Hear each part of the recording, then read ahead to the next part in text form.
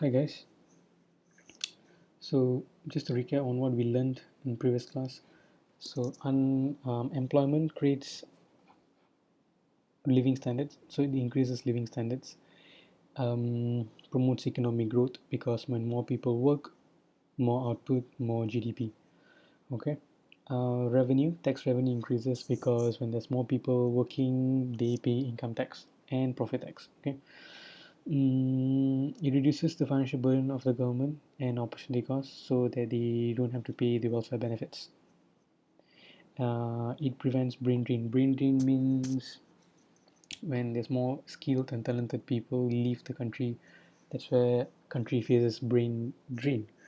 Okay, so to prevent this, government needs to provide opportunities. It reduces the income and wealth inequalities, so technically gap between poor and rich also decreases. Okay, so I've covered this previous class. I've also covered this, right? I've also covered this. Okay, so we need to know this formula. Um, the unemployment rate. Okay, the unemployment rate is a measure of percentage of a country workforce that is out of employment. Okay, so this is the formula: number of unemployed people divided by the workforce times 100. Okay, it's pretty straightforward on this. What else? So okay, so how unemployment been measured? So these are the few criteria. They're willing to work. Okay, employers are willing to work, but they are unable to find job. Actively looking for work, but um, what happens is they have been looking job for 4 weeks. Okay, but what happens is the outcome is a failure. So they are unable to find work within that 4 weeks time frame. They're able to start work within 2 weeks. Okay, so meaning say they only can start working 2 weeks. That means they can't immediately join in workforce and waiting to start a new job within the next 2 weeks. So these are the criteria that been used for unemployment. Okay, right. What we'll go in detail today is this. This is very important. Types of unemployment. So we have several types. First one is frictional. Key word for frictional is frictional unemployment is transitional unemployment, which occurs when people change jobs or are in between jobs. So frictional keyword is when people change jobs. Okay. Structural unemployment occurs when the demand for the product produced falls. So structural keyword would be demand for the product falls. Okay. Cyclical unemployment is where unemployment causes lack of demand, which cause a fall in national income. Okay. So the difference between structural and cyclical is in national income based. That means they are more broader. Okay, it is a severe type of unemployment as it can affect every industry in the economy. So this is on the whole economy.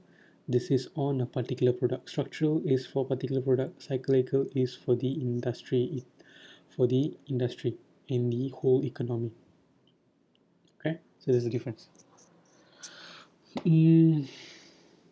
What else? Okay, so demand deficient unemployment is experienced during an economic downturn during the session. So you can see here cyclical unemployment. So this is the graph that you have to remember. This is general price level. And this is national income. So national income falls between from Y1 to Y2. Price also drops and the demand falls. Okay, demand falls. Why? Because there's unemployment. it affects every industry in the economy, so the aggregate demand falls. Okay, right. So what is the consequences of unemployment? What is the effect of unemployment? So number one, the people who are unemployed may suffer stress, depression, and other health problems, low self-esteem, lack of dignity, homelessness. This is based on individual's perspective. Okay. Next, family and friends may also suffer from lower income as a result of unemployment. This often leads to arguments and even separations or divorce. So this is very common.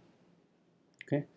The local community can suffer as there's mass unemployment as a result of poverty, falling house prices, and increasing crime rates. This is what is happening currently in our country right now, right? Like 2 days back, I saw a video where two guys on a motorbike.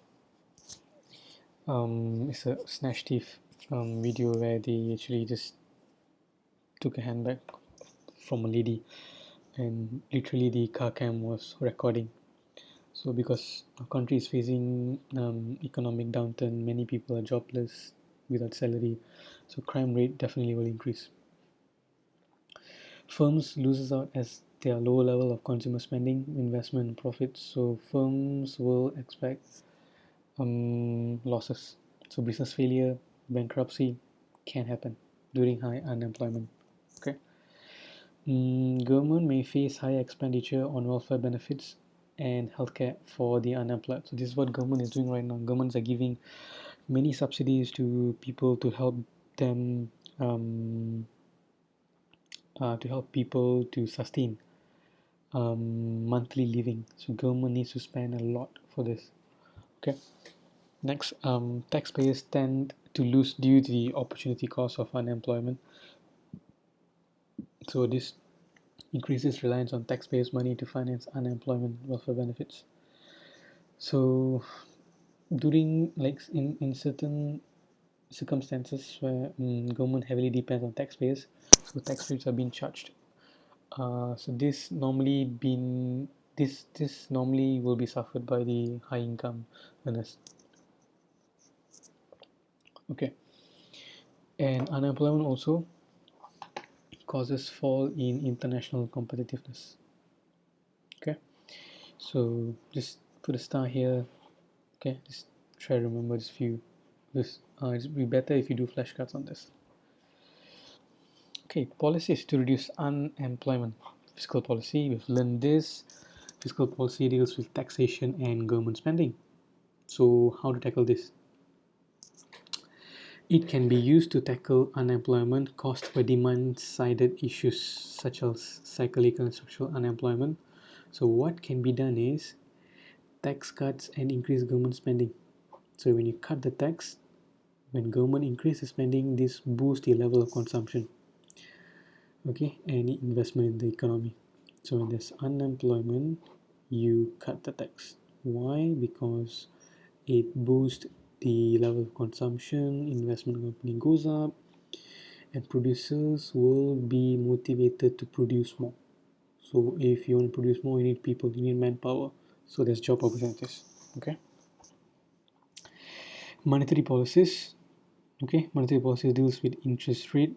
So when interest rates are lowered, cost of borrowing falls, encourage households, firms to spend and invest. Again, CIGX. Okay, pretty straightforward on fiscal policy and monetary policy. Right. Then comes the protectionist measures such as tariffs and quotas. Okay, why this is to safeguard domestic jobs from threats of international competitions. For example, the Japanese government imposes up to 770% import taxes on rice. Mm. So this means that it is very, very expensive to import tax. So what happens is when it's expensive to import, you need to produce by your own. So this is why this is to protect agriculture jobs in the country. Okay, right. Next, moving on. Supply side policies. So government strategies used to be the imperfections in the labor market. So this can be done by supply side policies such as investment and education trainings. Okay, one simple way to remember supply side policies is by heart to remember few of these policies because it repeats, it is fixed. For example, education, training, it's fixed. Okay, so investment in education training, so more people will be skilled. Okay, then hang a sec. So this is why I'm saying my internet connection is not stable. Okay, Unify has been quite crazy for today. Hmm.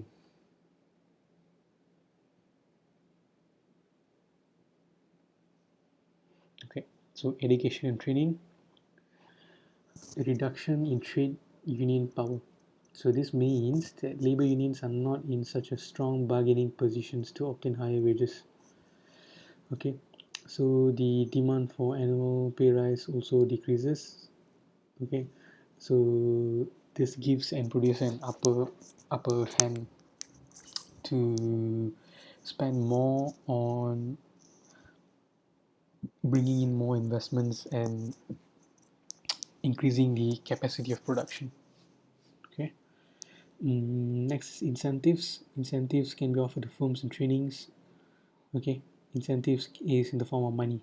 So, for example, government can offer tax allowance, subsidies through reduced cost of trainings and hiring workers.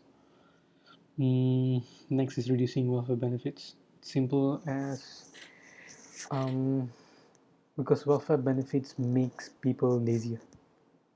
So you reduce the benefits, and this will directly make people come out from the comfort zone and find a job.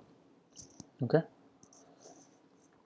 so basically that's it on this chapter. So I've covered, as I told you, this chapter is pretty straightforward. What you have to know is um, reasons for employment. Okay, and what are the patterns of employment, why pattern changes. Okay, then this formula, causes and types. So types of employment, three types.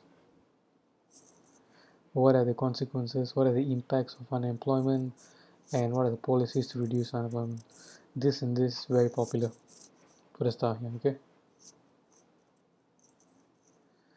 right. So if you have questions, post your questions in the I might be in the Google Hangout chat, so if I'm there, please chat with me. If not, post your questions in the Google Classroom comment box. Okay, so I hope you have a good weekend. It's been a tiring weekend for you and us. Let's hope for the best so that this COVID thing just goes off very quickly. Okay, so thank you guys. See you soon.